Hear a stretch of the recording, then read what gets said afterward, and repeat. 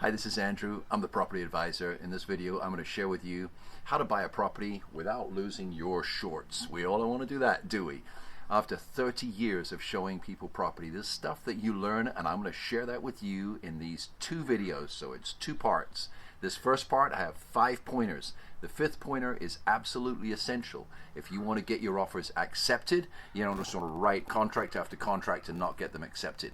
Before I go on, I want to ask you, would you please click on subscribe down below? We get so many emails and requests from people, but just go down below right now and click subscribe and click that like, and then we'll be sure to send to you part 2 and give you a notification when part 2 of this series comes out. I'm going to do that one tomorrow. So how do you buy without losing your shorts? Here are some basic pointers. Just want to let you know this. Saturday this weekend, out with 3 buyers. Sunday, out with 3 buyers. I have a whole team that goes out with buyers, but I still do it myself. You know why? Because I believe in the American dream. I believe in helping buyers buy property and get the best deal possible. It's not a way to get rich, by the way, but it's a way to really help people and live a great lifestyle. So if you want to learn how to be on our team or how to be a realtor as well, then follow my teaching series. But if you're looking to buy a home, which is why you tuned into this video, I'm going to teach you things that I have done weekend after weekend, year after year for 3 decades. Number 1, choose the loan that you want to do and get qualified. And I want to break that down a little bit. There are lots of different loan packages. Sometimes it's good to put more money down. Sometimes it's good to put less money down. There's a lot of out-of-date teaching about this. You might put a lot of money down and put an extra $40,000 down and save yourself an extra $200 a month. For me, I'd prefer to have the $40,000 in the bank and pay $200 a month more. If I missed the payment, couldn't afford that extra $200 for 10 months, that's $2,000. I'd much prefer to keep that $40,000 in the bank. So think that strategy out. If you're not quite sure and you don't understand it, then click below and make a comment, and I'll help you through it, and I'll help you through that thinking process. When you choose your loan and when you qualify for the loan, there's 2 types of documents you can get from a lender. One is called a pre-qualification letter. That's when a lender has looked at your income and discussed with you, maybe run your credit, and they'll write out a letter saying, hey, you qualify for a certain amount of debt. Then there's something much more advanced. It's called a DU. That's a desktop underwritten approval, where the lender gets from you all of your information. They input it into Fannie Mae or Freddie Mac's underwriting system. Even on a VA loan, this is the case. And the computer will spit out to you, the software will spit out to that loan officer a desktop underwritten approval. That is very valuable. That's almost as good as cash. When you make an offer and you submit that offer through your real estate broker, and that has a DU attached, you have much better chance than somebody with just a pre-qualification letter. Part of this whole process, of course, they're going to look at your FICO score, they're going to look at your debt ratio, and that in itself is a whole video. So again, I want to ask you, please subscribe down below. Click that subscribe right now, and I'll keep sending you information on how to buy a home without losing your shorts. Number 2 is learn the market price for what you want to buy. This is again really important, so you're not dealing in a fantasy world. You might have somebody who's extremely negative on the economy and go, oh my gosh, you can offer 30% less. There's all kinds of shadow inventory, and it's completely out of context of what's happening in the market where you are. So you're really not a home buyer, you're a home looker. Identify in your own mind, are you a home buyer? If you are a home buyer, you need to know the market conditions. It's just like saying, hey, there are so many burger stands. I'm going to go and I'm going to get a Big Mac today for 50 cents. That's all it's worth. It's just cheap meat. And you walk into McDonald's and say, hey, I'll give you 50 cents for that Big Mac. And they'll say, well, thank you so much for visiting, sir, and we look forward to seeing you next time. But you're going to go away hungry. And a lot of buyers go away hungry in the market because they don't understand what the market price is. So how do you learn the market price? You can go to websites that do what's called aggregation of value. Zillow is such a site where they take public information. This is not specific real estate information for a neighborhood. It is public general information. They don't look at how it's upgraded inside or whether there's a view and so on and so forth. And that's called a Z estimate. It does give you a guideline. A similar type of process using CoreLogic's data is the tax assessor's valuation. And in the tax assessor's valuation, you're going to get a CoreLogic's estimate of value, which will give you a range. These are estimates. They give you a range of what the home could be worth. But if you really are going to write offers, it's good to know what's that home going to sell for today. So as well as the Z estimates, I want you to go to your real estate agent that you choose, your broker that you choose. And again, if you need help, then just comment down below. And we'll run what's called comps. That's everything that's active, everything that's in escrow, everything that's sold within a quarter mile of the home that you're looking at. And that's going to give you a really good idea. Is the market going up? Is the market going down? Is the market sideways? And then you can make an offer that has a likelihood of being accepted. Why would you write an offer that can't be accepted? It's like ordering a Big Mac for 50 cents. It's a great intention, but you really don't intend to buy, and you're going to end up being hungry. Number 3, put together a team. You go, well, okay, my dad has given me a lot of advice. Great. Okay, my best friends give me a lot of advice. Great. So most people in their lives will buy 3 to 5 homes in their lifespan. Of course, some may buy 15 or 20. Most, it's 3 to 5 homes.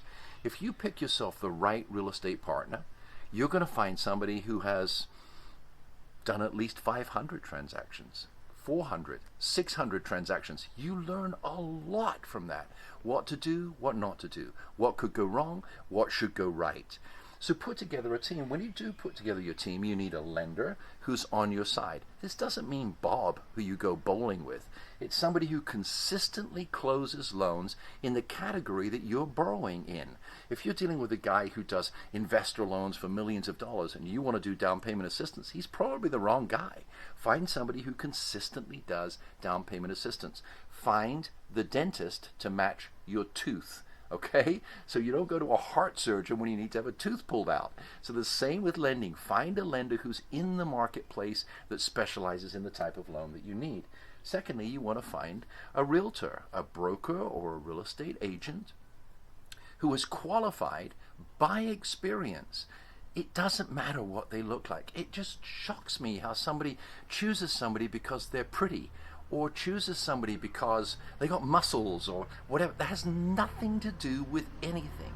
What you need to do is ask the realtor that you bring onto your team, ask them, would you please give me a printout of your last 2 years of sales? I'd like to see what properties you've sold and see how many of them are buyer controlled sales. How many of them were listings where really they didn't sell it. They just stuck a sign in the yard and placed Facebook ads. That's not what you need when you're trying to negotiate a buyer contract.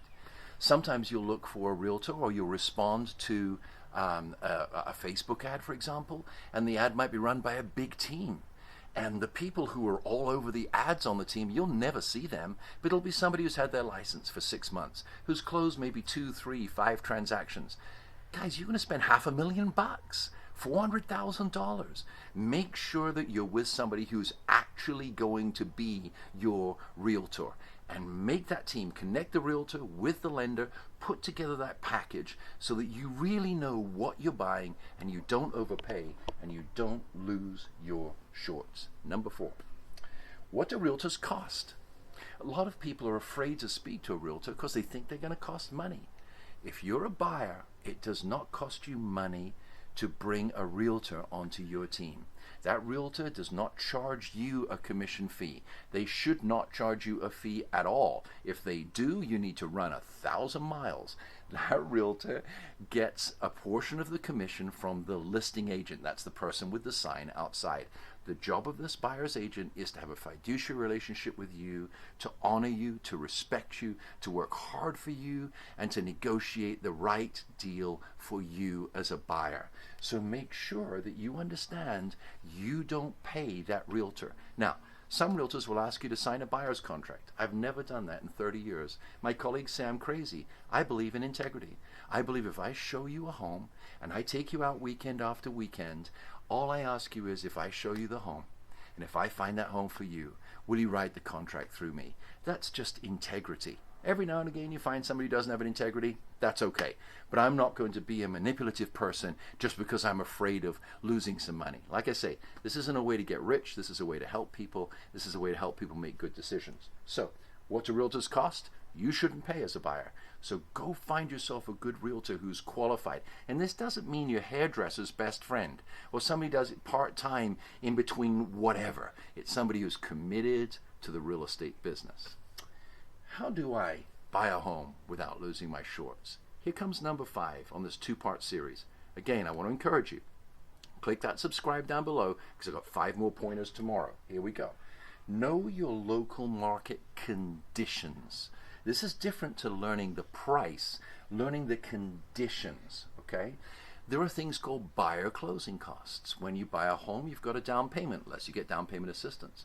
You're going to have closing costs, escrow, title, fees, government transfer fees, taxes, prepaid accounts, insurance paid in advance, tax paid in advance, etc., etc., etc. It's a lot of money. So you want to know, does your market at this point, is the market such that sellers will consider giving you money towards your closing costs? You want to know also, what are homes active for in your market and what are they sold for? If you see homes are active here and they sell for here, guess what? That's a market that's declining. But if you see homes that are active here and they're sold here, guess what? That's a market that's increasing. And when a market is increasing, it's less likely that you can negotiate as much as in other markets. So how much you can negotiate depends on the market conditions. It's just like this. If you have 50 people coming out of the desert and they haven't drunk water for a week and you've got 10 bottles of water, do you know how much you can get for that bottle of water? But if you have 50 people coming out of the desert and there's a reservoir right behind you, you're probably going to get nothing for that water. It's exactly the same.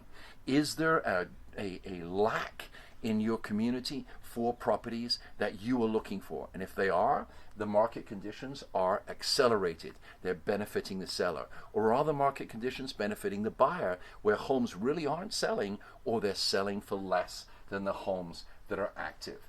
You want to know what people want and what you can expect when you write an offer. These are my first 5 pointers. How to buy a home without losing your shorts. I'm Andy Warburton. I'm the property advisor. I've got part 2 coming up tomorrow. So click subscribe right now. Go on, click on it. Click like. Send me a comment if you like this video. I appreciate what you say. I appreciate the relationship with you. And part 2 tomorrow, I'm going to give you 5 more pointers how to buy a home without losing your shorts. Good luck and go get your American dream.